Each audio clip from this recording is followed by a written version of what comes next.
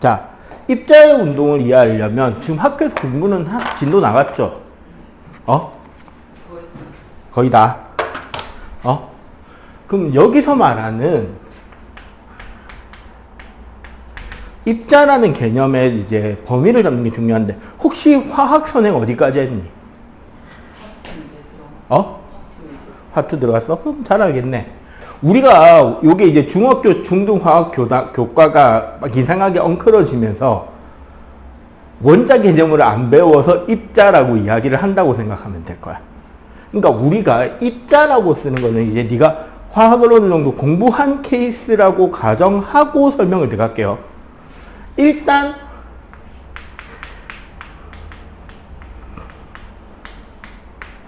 결정구조일 때 결정구조라는 거는 결국 뭐야? 원자 결정이냐 이온 결정이냐 분자 결정이냐 혹은 뭐 비정질이냐.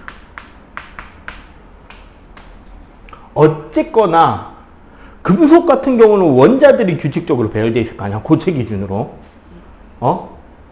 이온결합 화합물은 이온으로 돼 있죠. 그 다음 공유결합 물질 중에서 고체를 띠고 있는 애들은 분자가 결정의 위치에 있을 것이고, 혹은 유리같이 아예 비결정도 있겠죠. 혹은 결정구조가 아닌 애들이 이제 유체죠. 액체나 기체인 상태의 애들은 대체로 보면 분자죠. 수은 빼고. 맞지? 얘네들은 그냥 분자죠. 얘네 이 분자라는 녀석들을 그러니까 원자, 이온, 분자들을 총칭해서 그냥 입자라고 중1에 이야기를 합니다. 근데 얘네들이 어떻다? 스스로 끊임없이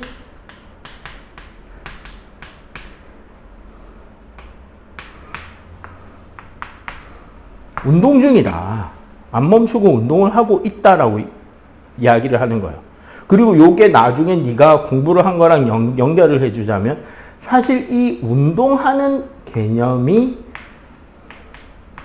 내부 에너지라고 하는 걸로 연결이 되고, 이게 물리는 선행 어디까지 있는데? 물론? 지난주에? 원은 했을 거 아니야. 내부 에너지라는 게 뭐냐면 평균 운동 에너지와 평균 입자 에너지 합의 입자 수로 곱한 게 내부 에너지거든. 그러니까 근데 이 내부 에너지가 온도에 비례해요. 여기서는 켈빈 단위. 이거 뭐다? 입자는 끊임없이, 자, 여기까지를 완전 선행 레벨로 중등 거를 연결한 거거든. 입자라는 녀석은 이런 녀석으로, 이런 녀석들 다 해서 그냥 입자라고 하고, 얘네들은 스스로 끊임없이 운동 중인데 그 운동하는 개념이 사실은 내부 에너지로 연결이 되는 거지. 그리고 그 내부 에너지의 크기는 절대 온도에 비례하죠. 그럼 연력학까지 다 연결되는 거야.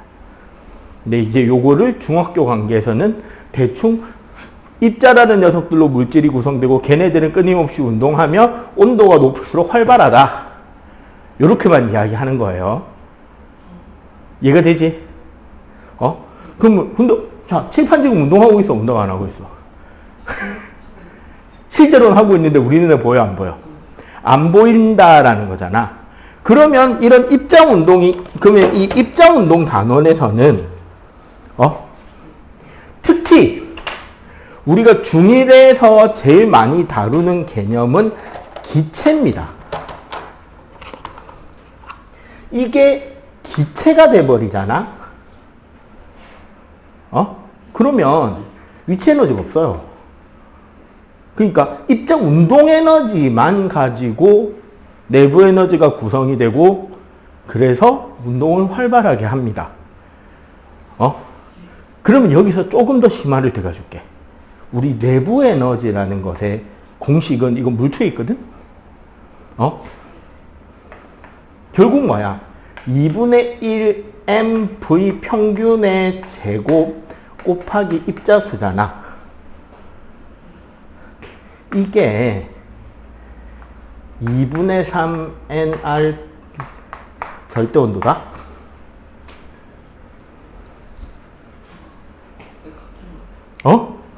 얘가 얘야.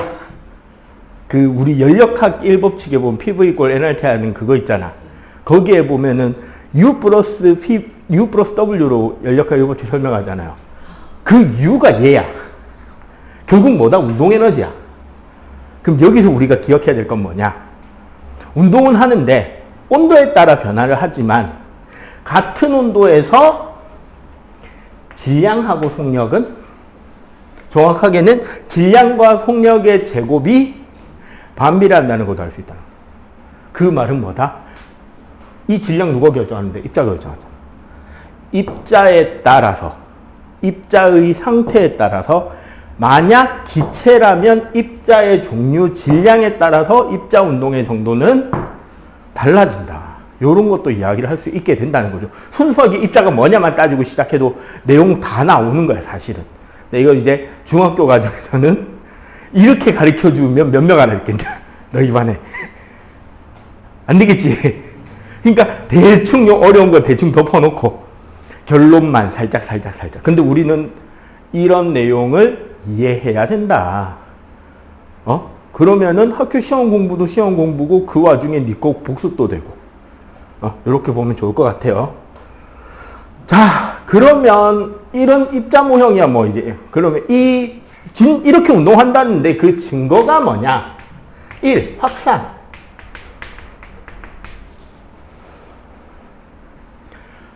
확산이라는 건 당연히 입자, 즉 물질이 스스로 운동을 하는데 기체 입자는 우리가 다음 단원에 가면 알겠지만 기체 운동은 랜덤이란 말이야. 완전 지 맘대로 움직인다고. 그렇기 때문에 원래 연력학 2법칙에 나오는 개념이 여기서 연결이 돼요. 봐봐. 여기에 입자가 예를 들어 100개가 있다고 쳐. 이쪽에 입자가 1개가 있다고 쳐. 그러면은 이 입자들이 랜덤 운동하면서 여기서 이쪽으로 이동할 확률과 여기 이제 칸막이가 있습니다. 이렇게. 얘가 여기서 이쪽으로 이동할 확률은 몇 대 몇? 확률적으로 100대 1이죠. 랜덤하게 움직인다고 가정할 때 확률이니까 100대 1의 확률이잖아. 그럼 시간이 지나면 지날수록 입자들의 비율은 어떻게 바뀐다? 개수가 많은 쪽이 적은 쪽으로 갈 확률이 적은 애들이 많은 쪽으로 갈 확률보다 무조건 많잖아. 그러면은 이쪽에서 이쪽으로 전반적인 이동이 일어나겠죠. 뭐가? 입자가 스스로 이동하고 있겠지. 이동을 해 나가겠지. 이게 확산이에요. 입자가 스스로 운동을 해서 결국은 여기서는 농도라는 표현으로 표현되는데 결국은 뭐 내가 확률이다. 농도가 높은 곳에서 농도가 낮은 곳으로 뭐가? 입자 스스로가 직접 이동해 가는 것이 확산입니다. 오케이? 자, 그럼 이런 확산이 일어날 때 당연히 고체, 액체, 기체 중에 누가 확산을 잘한다? 기체가 확산을 잘하겠죠. 왜? 이 괴획기에서 기체가 운동이 제일 활발해요. 왜냐하면 다 입자끼리 인력을 깨고 따로 놀고 있잖아. 그럼 질량 개념이 작을 거 아니야. 그럼 속력이 어때? 빠른 거죠. 그러면은 가벼운 분자랑 무거운 분자랑 어느 쪽이 입자 운동이 더 어느 쪽이 더 확산을 잘한다? 가벼운 쪽이. 저온, 고온, 어느 쪽이 더? 고온이. 확산. 왜? 연력학이 법칙 때문에. 이러면 고등학생. 농도 차이 때문에 퍼져나가요. 중학생. 근데 다른 이야기를 하는 게 절대 아니다. 오케이? 그리고 한 가지 더. 이거는 우리가 물질에서의 확산이잖아. 걔가 지나가야 되는 매질. 그러니까 환경에 대해서는 어떻게 된다? 고액, 기, 진공. 당연히 확산을 해 나갈 때 다른 입자의 방해가 없을수록 잘 되겠죠. 당연히. 맞지? 자, 요 확산 관련되는 실험으로 너희들 아마 교과서 탐구 실험에 뭐가 나오냐면요.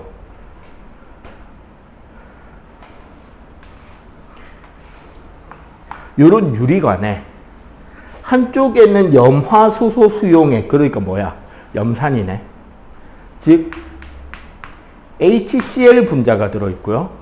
한쪽에는 암모니아수 NH3가 있습니다. 그럼 이 유리관 안으로 HCl과 NH3가 확산돼 갈 거 아니야. 얘네들이 만나면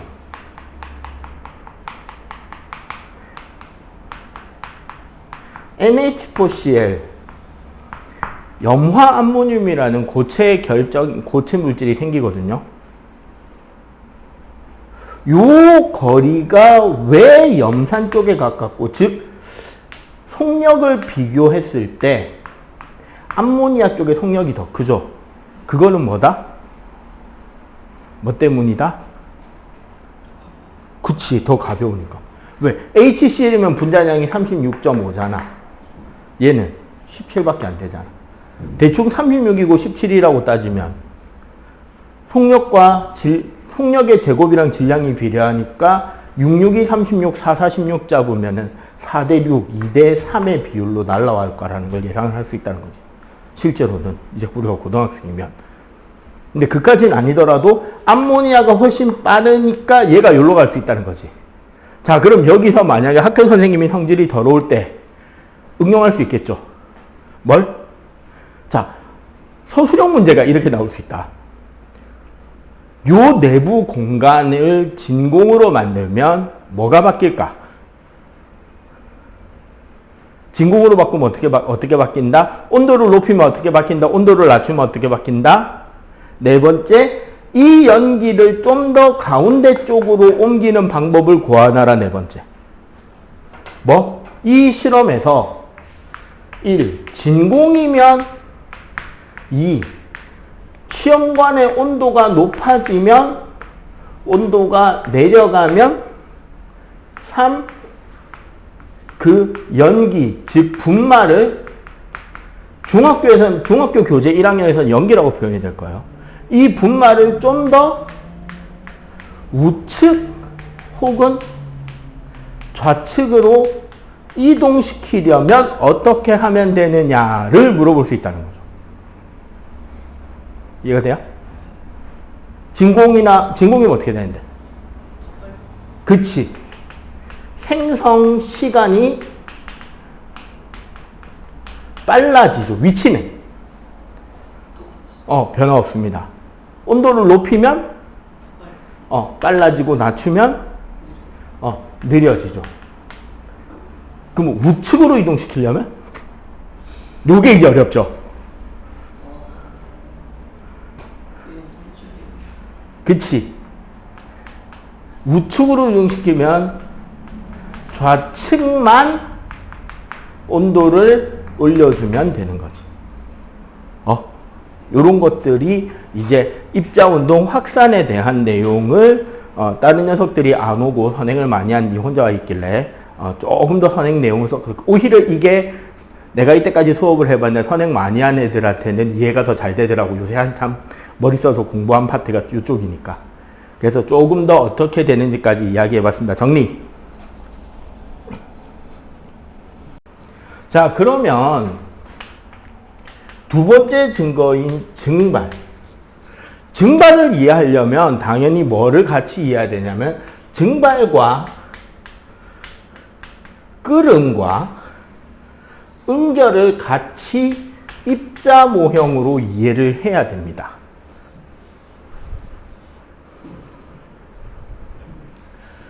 증발은 물 표면에 있는 입자가 밖으로 기체가 돼서 빠져나오는 게 증발이고, 끓음은 액체 내부에 있는 입자가 밖으로 기체로 빠져나오는 게 끓음이에요. 응결은 바깥에 기체 상태로 있던 입자가 물 표면으로 다이빙해서 들어가는 게 응결이야. 그럼 가장 큰 차이는 뭐냐면 생각해봐. 우리가 아무래도 표면에 있는 입자들은 요 부근에 둘러싸고 있는 분자의 양이 물 내부에 있는 애들보다는 당연히 입자 수가 적죠. 사실 얘네들이 이렇게 서로 끌어당기고 있는 힘이 생기니까 만들어지는 힘 중에 하나가 표면 장력이긴 해. 그런데 일단 둘러싸고 있는 입자가 작으니까 얘가 기화된다라는 게 뭐예요? 액체가 기체가 된다는 건 이 사이에 입자 간 인력을 다 끊고 빠져나가는 게 기화잖아. 그러면 얘가 에너지가 많이 필요해요? 얘가 에너지가 많이 필요해요? 얘가 적지. 얘가 더 에너지가 많이 필요할 거 아니야. 그리고 우리가 끓는다라고 하는 건 입자 운동이 사실상 없다고 친 상태에서 이걸 다 끓는데 필요한 에너지야. 그래서 물질이 상태 변할 때 끓는 점을 순물질 기준으로 일정하죠. 맞지? 근데 심지어 이 물질을 생각해 보면 우리는 입자 운동을 상정하고 있잖아. 입자 운동 때문에 얘가 여기서 이쪽으로 움직이고 있다가 표면에서 바깥에서 열 에너지를 흡수받아서 튕겨나갈 수도 있잖아. 맞지? 얘가 운동이라는 요소와 외부에서 물 표면에서 직접적으로 공급받는 에너지 등의 요소를 합쳐서 이 표면의 인력을 끊고 탈출하는 걸 증발이라 그래요. 이해가 되지? 그렇기 때문에 증발은 끓는 점 이하의 온도에서도 가능하죠. 심지어 네가 이제 보자. 3년, 1년, 한 7년쯤 뒤가 되면 내가 이제 아이들한테, 남자아이들한테 하는 농담이 있어요. 강제로 방탄소년단 팬클럽에 가입을 해야 되죠. 방탄소년단 팬클럽 한국 지부에 가입을 하게 됩니다. 코리안 아미. 군대 간다고. 요즘에는 이제 군대에도 세탁기랑 그 건조기가 있는 것 같던데 우리 때는 없었거든. 꽝꽝 얼어있는 빨래도 마른다라는 거를 체험할 수 있을 거예요. 진짜 끓는 점 이상인데 심지어 영하에서도 증발이 됩니다. 믿어지지 않겠지만 됩니다. 언체로 말라가요. 그 이유는 밖에서 공급한 열 에너지, 운동 에너지, 그리고 실제로 생각해보면 모든 입자 운동이 균일한 건 아니잖아. 그래서 그 속력의 분포가 이럴 거란 말이야. 그러니까 그 중에 특히 빠른 쪽 아이들이 증발을 잘하겠죠. 근데 그 놈이 어느 놈인지는 모르지. 요렇게 해서 빠져나가는 게 증발이에요. 그러면 당연히 끓음은 어떻게 되는 거다? 언제? 끓는 점에 도달했을 때 얘는 액체의 표면에서 얘는 액체의 내부에서 기화가 되는 거죠. 맞죠? 그러니까 우리가 증발이 잘 되는 조건.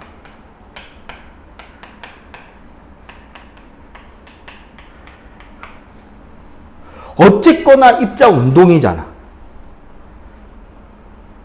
맞지? 그럼 당연히 온도가? 그치. 온도가 높아야 되죠.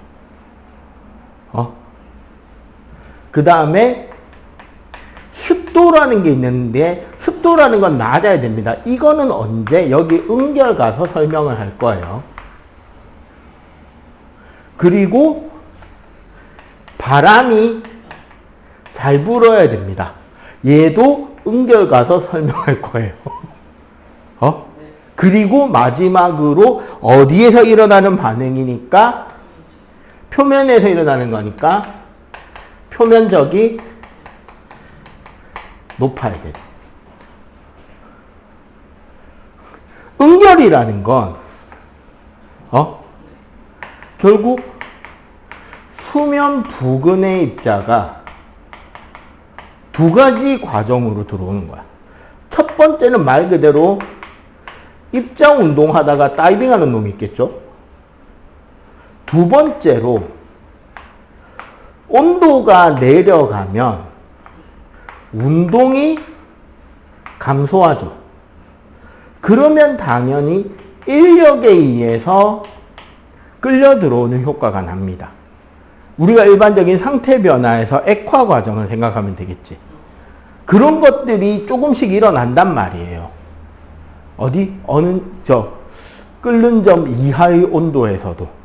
이런 것들 때문에 응결이 되는데, 특히 여기서 봐봐. 입자 운동으로 다이빙을 하려면, 이 위에 뭐가 많으면, 수증기가 많으면, 응결이 될 확률이 높죠. 그래서 우리 안경 낀 사람들, 언제 제일 불편해? 라면 먹을 때 불편해. 왜? 라면 국물에서 올라오는 수증기가 많으니까 특히 방금까지 막 억수로 추운 에어컨 빵빵한 곳에 있다가 밖에 훅 나가면 확 끼잖아. 온도가 낮고. 그리고 여기에 무슨 개념이 나온다? 습도라는 개념이 나온다. 습도라는 거는 우리가 보통 상대 습도 이야기를 하는데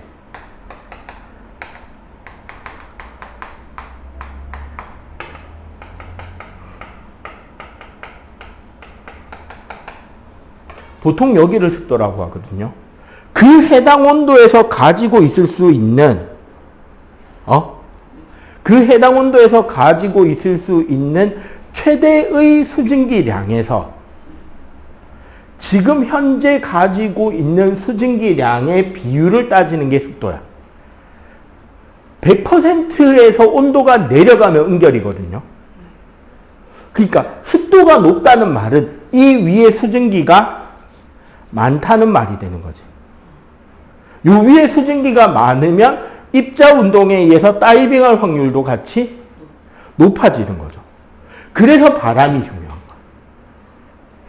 설사 습도가 낮더라도 생각해보자. 습도가 낮더라도 방금 증발한 애들은 요 해수면 부근에 있을 거 아니야.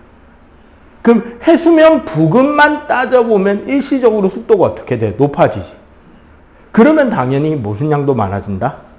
다이빙하는 응결량도 많아지는데 바람이 불어버리면 증발하는 애들은 바로바로 치워지죠. 그럼 이 위쪽 습도는 꾸준히 낮게 유지가 될 거 아니야. 그런 만큼 계속 뭐가 될 수 있다? 그래서 선생님이 이제 고향에 벌초하러 가는데 가는 길에 보면 이제 호숫가가 있는 데가 있어요. 몇 군데. 새벽에 일찍 가면 거기 안개 쫙 깔리잖아. 호숫가 중심으로. 왜? 습도가 높고 온도가 낮아서. 안개가 생기는 것도 응결이에요. 공기 중에 먼지나 이런 거에 수증기가 들러붙어서 물방울로 응결했으니까 우리 눈에 보이는 거야. 수증기는 우리 눈에 보이는 거 아니란 말이에요. 이해가 되지? 그래서 이렇게 응결이 되는 게 있는데, 그래서 우리가 어떻게 된다? 증발하는 양과 응결량을 비교해서 증발량이 더 크면 우리 눈에 증발하는 걸로 보이고요. 응결량이 더 크면 우리 눈에 응결하는 걸로만 보입니다. 왜? 디테일한 하나하나 입자 운동은 우리 눈에 보이는 건 아니잖아. 이게 두 개가 같은 상태를 우리는 포화 상태라고 이야기하는 거죠. 그러니까 포화 상태가 되면 사실은 뭐다? 증발이 안 일어나는 건 아닌데 일어나고 있는 증발의 양과 물로 들어가고 있는 응결량이 같기 때문에 우리 눈에는 증발하는 게 보인다, 안 보인다? 안 보이죠, 씨. 안 보이지, 당연히. 요런 게 증발이에요. 됐지? 그리고 이거 말고 사실 입자운동이 하나 더 있는데, 현재 교과서에는 아마 출판사별로 읽기 자료 정도로만 나온 게 하나 있어. 바로 뭐냐면,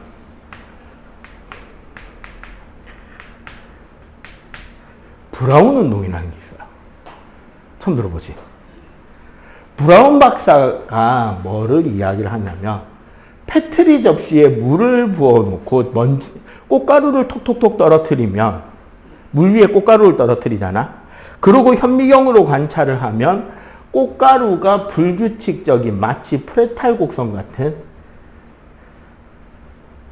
막 이런 불규칙적인 운동을 하는 게 관찰이 돼요. 막 이렇게 움직인다고, 꽃가루가 물 위에서. 응? 이런 거를 어떻게 설명할 것이냐에 대해서 그 브라운 박사 이전에 나온 학자들은 어떤 이론을 제시했냐면,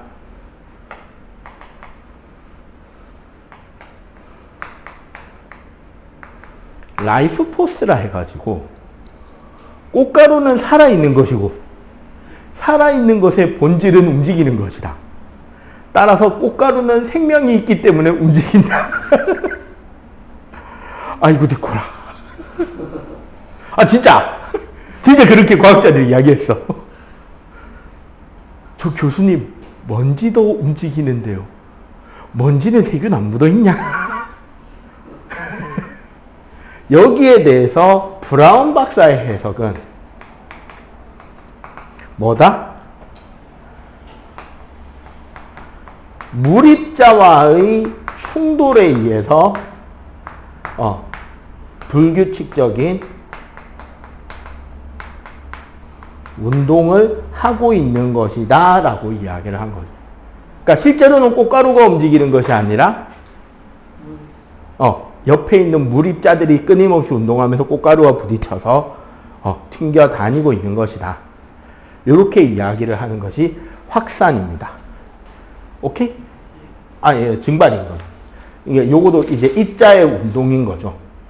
예, 요런 내용들을 기본적으로 이론적 토대를 잡아놓고 이제 실제 문제를 많이 풀다 보면 거기에 어떤 예시가 어떤 거에 예시가 있는지는 이제 문제를 풀면서 익혀가면 되는 거야. 오케이? 자, 일단 요거 정리.